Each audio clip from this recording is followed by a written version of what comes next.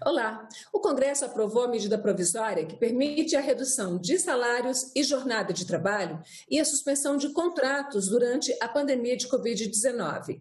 Chamada oficialmente de Programa Emergencial de Manutenção do Emprego e Renda, a medida foi editada em 1º de abril e prorrogada pelo próprio Congresso. O texto original está em vigor, mas foi modificado durante a votação. Neste Agenda Econômica, eu converso com o senador Vanderlan Cardoso, do PSD de Goiás, que relatou a medida no Senado. Senador, muito bem-vindo ao Agenda Econômica, obrigada pela sua presença. Eu que agradeço, é um prazer estar falando com vocês. Senador, já estamos aí no 3º mês e seguindo adiante, né, já do vigor, em que essa medida está em vigor, está funcionando. O senhor poderia, já sabe, nos dizer quais são os primeiros efeitos sentidos dessa medida? Se ela realmente evitou a perda de empregos, com qual objetivo ela foi criada? Antônia, essa medida provisória ela foi tão importante para o país, desde a sua edição, ela entrou em vigor no dia 1º de abril. Só para vocês terem uma ideia, mais de 10 milhões de trabalhadores entraram no programa, ou com a suspensão dos contratos, ou com a negociação da redução de jornada de trabalho e, com isso, também de salários. Eu gosto de fazer um comparativo pelos Estados Unidos, né? Que a gente sempre leva por base os Estados Unidos. Nos Estados Unidos, quase 50 milhões de trabalhadores pediram o seguro-desemprego. No Brasil, nós já tínhamos aí cerca de 12 milhões e meio antes da pandemia, desempregados, mas somente 1 milhão de trabalhadores pediram, acho que não chegou a 1 milhão ainda, Antônio, de trabalhadores pediram o seguro-desemprego. E grande parte disso se deve ao quê? Se deve à medida provisória 936. Então, ela segurou aí milhões de empregos e também milhares e milhares de empresas. Nós temos setores aí muito prejudicados com a pandemia, uns bem mais do que os outros. O setor do turismo, por exemplo, as academias. Então, essas academias, setor do turismo, têxtil, a confecção, né, couro, são vários setores que foram mais prejudicados e essas empresas ainda não decretaram falência ou não fecharam de vez, porque está sendo seguro pela MP 936. A suspensão dos contratos, esse venceu no início do mês, de junho, mas já automaticamente pode migrar para a suspensão de contratos, né? E também com a redução de jornada. Então, houve automaticamente isso. Com essa autorização do Senado, a Câmara dos Deputados, o Senado Federal, ao aprovar a MP, autoriza o presidente que, por decreto, ele pode prorrogar esses prazos por mais 30, mais 60, ou quantas vezes o governo achar que for necessário. Dentro dessa questão, a gente tem visto a experiência de outros países que já passaram pela primeira fase de isolamento social, reabriram, mas estão alguns começando a fechar parcialmente, outros até fechando completamente, porque a gente sabe, o que dá para saber, do pouco que se sabe dessa doença, é que ela vai e volta. E a gente não tem ainda o que se chama de efeito de grupo, e efeito da questão da contaminação, e que pode gerar uma esperança para gerar aí algum tipo de imunidade, né? O efeito imunidade mais global. Como é que o senhor acha que vai ser feito? Pelo jeito, vai ser provável que essas medidas elas sejam prorrogadas? O que eu estou vendo pelo país, notícias ou pela imprensa, ou notícias, eu ando muito o país, ainda mesmo em época de pandemia, eu ando bastante, devido até à nossa função empresarial. Em alguns estados, chegou mais cedo, que teve aquele boom de crescimento, como foi o Amazonas, como foi Amapá, como foi Roraima. O Amazonas já até desativou o hospital de campanha. E outros estados que foram um pouco afetados, começou agora a ter um crescimento. Então, isso aí, as autoridades estão medindo de acordo com os acontecimentos, ou seja, os casos que estão sendo confirmados, dependendo se a abertura foi mais cedo ou se dependendo dos setores. Então, eu vejo essa flexibilização que está tendo agora entre fazer a abertura de alguns setores, daqui a pouco se aumentou muito, fecha um pouco, isso é muito importante, até mesmo para a gente medir, já que ninguém tem esses dados. Se alguém falar que sabe alguma coisa da Covid, que tem a receita para conciliar o que a OMS recomenda e a economia recomenda, então pode até ser que está mentindo. Eu acho que nós temos que ter aí, colocar isso na balança de uma forma muito equilibrada, fazer essas medições, não dá para a gente fechar totalmente 100%, porque até não se mostrou a eficácia do isolamento total. Essa eficácia, quem falar que teve, também vai estar mentindo. Então, é tudo novo. Então, nós temos que estar aí experimentando, né? Em várias regiões que eu vejo. Eu, por exemplo, já morei no norte do país. Então, ali é quente e muito úmido. Então, nós vimos que o vírus ele se comportou de uma forma completamente diferente nos estados onde a umidade é muito alta, como Roraima, Amazonas, Acre, Rondônia e Amapá. Já em outros estados, que é clima mais seco, certo? Como é que o estado de Goiás demorou-se, agora que começou a ter uns casos, que começou a medir mais, certo? E também um dado interessante, aí eu falo pela minha própria família, né? Então eu tenho aí casos na família, eu tenho família que mora em Roraima, certo? Praticamente todos os meus familiares, que é da minha esposa é roraimense, da minha esposa, praticamente todos eles pegaram a Covid-19. Então, todos eles, aqueles que começaram o tratamento mais cedo, quando foi detectado, não teve problema nenhum. E teve parentes também, por parte já da minha família, que mora aí no Ceará, em Fortaleza, né, que já foram mais jovens, de 35 anos de idade, que só soube que estava com a Covid porque o pai e a mãe pediu para ir fazer o teste. E foi detectado que estava com Covid, mas não teve nada. Então, depende muito da região, das pessoas. Muito novo isso para nós, né? É uma incógnita a gente saber como comportar, né? Senador, uma coisa muito importante quando se está no processo de novidades, assim, é a gente ter o máximo de informações possíveis. Uma mudança que foi feita na Câmara foi exatamente no sentido de dar mais transparência a esse processo, obrigando o Ministério da Economia a divulgar as informações sobre os acordos firmados. Como é que está esse processo de fornecimento de informações pelo Ministério da Economia? Está sendo feito via a secretaria que acompanha as contratações de trabalho, de assinatura de carteira? Como é que está sendo isso? Você acha que está sendo feito da forma necessária? Necessário, Antônia. Veja bem, foi criado no Congresso Nacional uma comissão de acompanhamento à Covid-19. Hoje mesmo, eu sou membro titular nessa comissão. Hoje mesmo nós recebemos na parte da manhã, hoje que a gente está gravando, né? Hoje é terça-feira, recebemos o ministro da Saúde, o Pazuello, Eduardo Pazuello. E eu fiquei impressionado com a quantidade de informações e ações que o Ministério está fazendo. Um dado importante, e aí eu quero até aproveitar aqui para parabenizar o ministro, 40 dias no cargo. Pessoa simples, de pouca conversa, mas é um homem que entende, que faz uma logística impressionante. E o governo agora, através do Ministério da Saúde, está disponibilizando e entregando respiradores direto aos municípios. Então, o país inteiro recebeu agora, em centenas de milhares de municípios, os respiradores para descentralizar o atendimento daqueles pacientes que precisam de UTI, que precisam de respirador, nas regiões, para não ficar aglomerando aí na região metropolitana.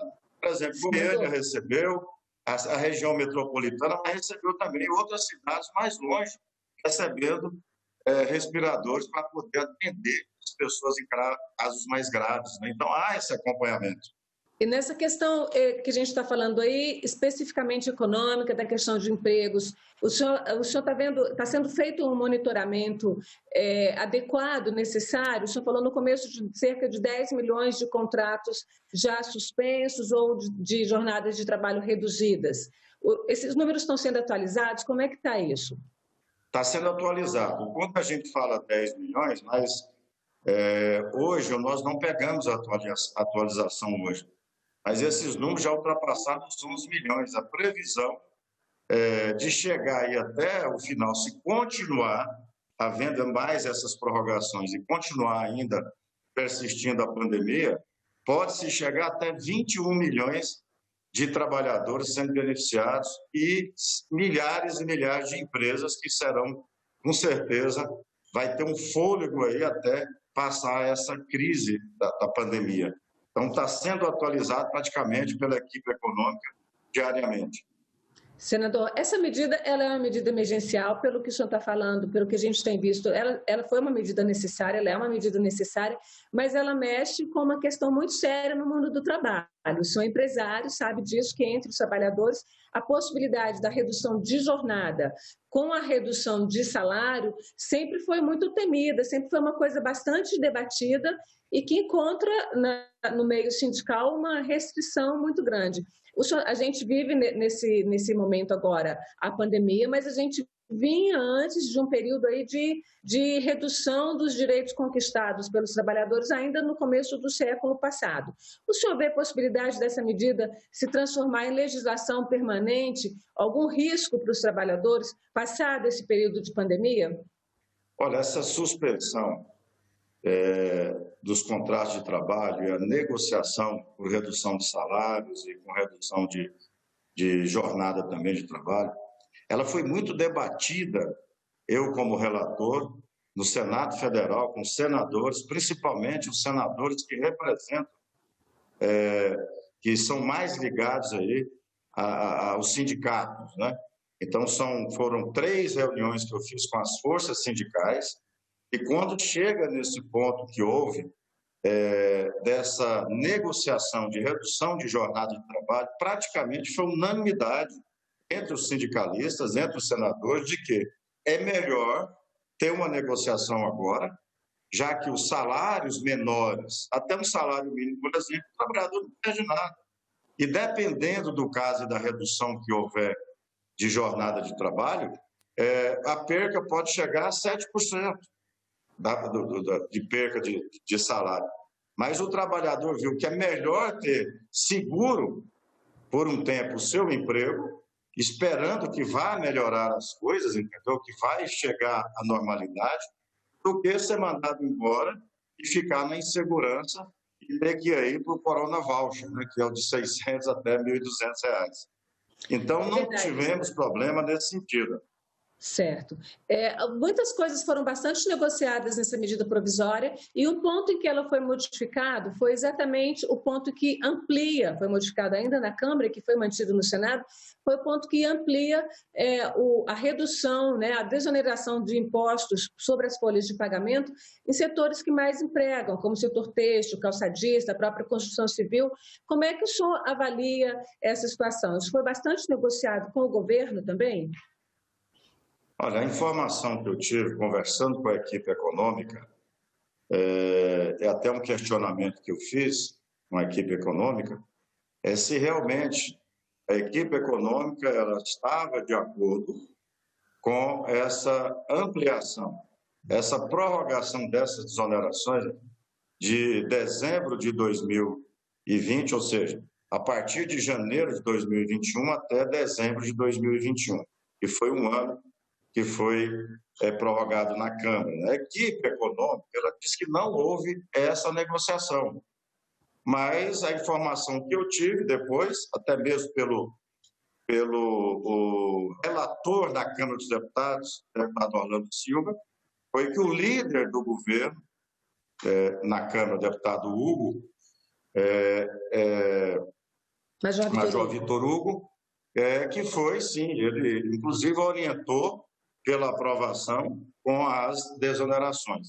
Então, eu creio que a equipe econômica está analisando esse montante que vai dar durante esse ano de recursos que vai ser, o Tesouro vai abrir mão dessas desonerações. Mas a minha opinião, por isso que no meu relatório eu não mandei, é que é necessário, sim, que haja essa prorrogação dessas desonerações, porque esses setores, esses 17 setores, foram muito prejudicados. Como mesmo você falou, foi o vestuário, o couro, a confecção, o calçado, né?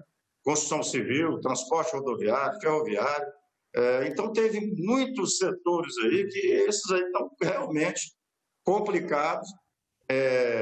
Entrou mais cedo na pandemia, deve ser o último a sair, e vem o pós-pandemia. Eu ainda creio que o presidente Jair Bolsonaro deve analisar alguns outros setores, como o do turismo, que foi um dos mais prejudicados. Senador, não está exatamente nessa medida provisória, mas o governo editou uma das primeiras medidas foi exatamente a liberação, a criação de uma linha de crédito para que os empresários, principalmente pequenos e médios empresários, pudessem pegar empréstimo para financiar o pagamento da sua folha aí por um período de 2 ou 3 meses. Mas essa linha foi muito pouco acessada, os bancos estavam exigindo garantias que esses empresários não tinham como conceder. Como é que o senhor está vendo essa questão aí da relação entre o empresariado e o setor financeiro em busca desse dinheiro que o governo liberou? Olha, na verdade, nós aprovamos um crédito para socorro às pequenas e microempresas, pequenas empresas de pequeno porte, no valor de 40 bilhões de reais. Só que ao aprovar a lei, nós não tínhamos aí quem é que ia ser o garantidor, o avalista dessas operações. Então, o banco ele não vai emprestar, ainda mais em época de pandemia, se não tiver uma garantia. E agora, com o Pronamp, o governo vai ser o garantidor aí, pelo menos de parte desses recursos que já foi anunciado, se eu não me engano, 15 bilhões e 900 milhões de reais. Então, isso vai ser disponibilizado às pequenas empresas, a princípio, com o governo federal, através dos bancos oficiais, sendo o quê? O avalista, o órgão garantidor dessas operações. Aí a empresa ela vai respirar mais aliviada, porque não tem que mostrar tanto balanços ou ter avalistas e tudo isso aí que realmente um banco particular ele necessita e ele precisa. A questão de ter que manter o empregado, o contrato do empregado até o período de 2 meses depois de vencido o período do empréstimo de prorrogação, você acha que isso pode ter gerado algum complicador também? Não, eu acho que é uma contrapartida. A empresa que está sendo beneficiada por esse programa, ela tem, eu não posso dizer para você e garantir que são todas. Nós temos empresas aí que talvez, se não for prorrogado aí por mais até final do ano, certo? Tanto essa suspensão como a negociação, talvez nem consiga mais voltar, porque não é só a garantia do salário dos empregados, mas tem aí também outros fatores, né? As despesas de uma empresa é muito grande para que ela se mantenha de pé. Mas tem sido fundamental, né? Isso aí foi um alento aos empresários, um alento ao trabalhador, e eu creio que as empresas vão manter, sim, o funcionário depois de 2 meses depois que vencer esse prazo. E acredito muito, Antônio, sinceramente eu acredito que o governo vai prorrogar esse programa que está dando muito certo por mais algum tempo. Você acredita que o programa que está dando aí o apoio a esse voucher, na verdade, essa renda emergencial também deveria, que era inicialmente de R$600, também deveria ser prorrogado? Sim. Olha, o governo teve alguns programas, Antônio, muito interessantes. Não é o Corona Voucher, que é dos 600 podendo chegar a R$1.200, a mais chefe de família. O que seria da classe que está desempregada, da população brasileira? O que seria do nosso país? Então, isso aí tem dado também um alento, uma segurança, pelo menos para comprar o alimento, esses R$600. Tem ajudado muitas e muitas pessoas. Agora, eu sou favorável, e já falei isso durante as sessões ali no Senado, nos meus pronunciamentos, em que o governo tem que usar, nesse momento de dificuldade, todas as reservas que tem. Nós temos quase 2 trilhões de reserva internacional que está salvando empregos nos Estados Unidos. Esse dinheiro está nos Estados Unidos. Então, vamos pegar parte desses recursos. Eu já defendi esses recursos para ajuda aos estados e aos municípios. Então, vamos pegar parte desses recursos para investir na recuperação do nosso país, investimento nas empresas, comprar máquinas, investir na contratação de mão de obra, o programa de moradia. Nós temos Minha Casa Minha Vida, a construção civil, que emprega milhares e milhões de pessoas assim, praticamente da noite para o dia. Coloque esse programa em pé. Então, vamos usar parte dessas reservas. Eu fiz um apelo esses dias, pedindo até, pelo amor de Deus, por que não usar parte das nossas reservas? Parece que o ministro Paulo Guedes ouviu e já está aí dizendo que pode, sim, pegar parte dessas reservas para investir na nossa economia, né? Para que volte a gerar emprego e renda.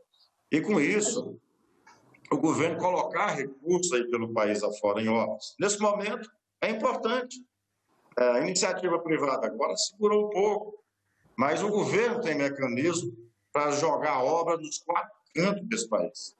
A gente entra aí com essa sua colocação, senador, numa discussão que já tem alguns anos, tem 5 anos mais ou menos, que vem sendo travada no Brasil entre economistas, entre equipes econômicas, entre governos, que é a questão da presença do Estado. A gente está percebendo nesse momento que, se não fosse um sistema único de saúde como a gente tem, forte, né? Que precisaria ser melhor, e que, se não fosse essa ação do governo, o empresariado não teria tido condição e a população não teria tido condição de se sustentar nesse período aí. Como é que o senhor avalia que o governo pode fazer daqui para frente, exatamente para recuperar essa economia? Seria uma reforma tributária? Seria uma forma diferente de cobrança de impostos? O que o senhor acha que precisa ser feito no sentido de ajustar as contas, mas também de ter dinheiro para recomeçar a economia do país? Olha, o que eu defendo, já falei uma parte para você, usar parte do recurso que a gente tem. Nós temos recurso no Caixa Único do Tesouro. O Estado e os municípios, não podem emitir moeda. É só o governo federal.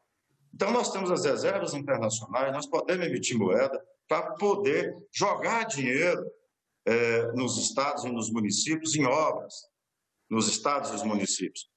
E, junto com isso, nós temos aí, já estava bem adiantadas as discussões da reforma tributária, outras reformas que precisam ser feitas, já fizemos a reforma da Previdência.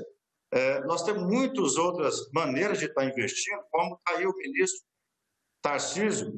Ele está com uma programação de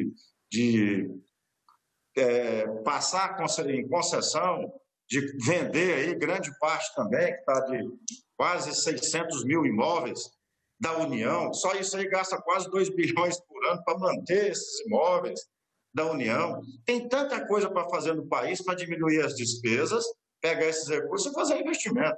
O momento agora era muito bom se pudesse ser só da iniciativa privada.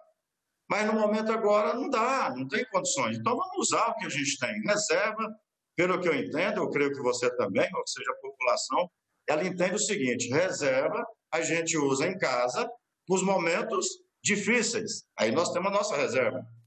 Uma doença, qualquer coisa. E é o momento agora. O país está doente, está no Covid aí que chegou, e tem países do mundo aí que já saiu na frente. A França mesmo, ele soltou um pacote aí de 300 a 400 bilhões de euros para atender as empresas. E sem juro nenhum. Um prazo longo para pagar, para permanecer os empregos. Então, o país, o Brasil, tem condições disso. O nosso Caixa Único hoje do Tesouro, deve estar aí com seus 400 a 500 bilhões ainda, fora o que já investiu. Senador, eu quero agradecer, a gente tem um tempo limitado aí na televisão, eu quero agradecer a sua presença aqui na Agenda Econômica e certamente voltaremos a debater alguns pontos que no futuro vão ser muito importantes, como novas reformas aí e como a gente sair dessa crise econômica mais grave. Muito obrigada pela sua presença. Eu que agradeço, obrigado pela oportunidade. E agradeço também a você, telespectador, que nos acompanhou até aqui. Se quiser rever este programa, já está em nossa página na internet, senado.leg.br/TV, ou então no canal da TV Senado no YouTube. Estamos também em todas as redes sociais. Se quiser falar com a gente, mande o seu e-mail para agendaeconomica@senado.leg.br. Muito obrigada e até a próxima agenda.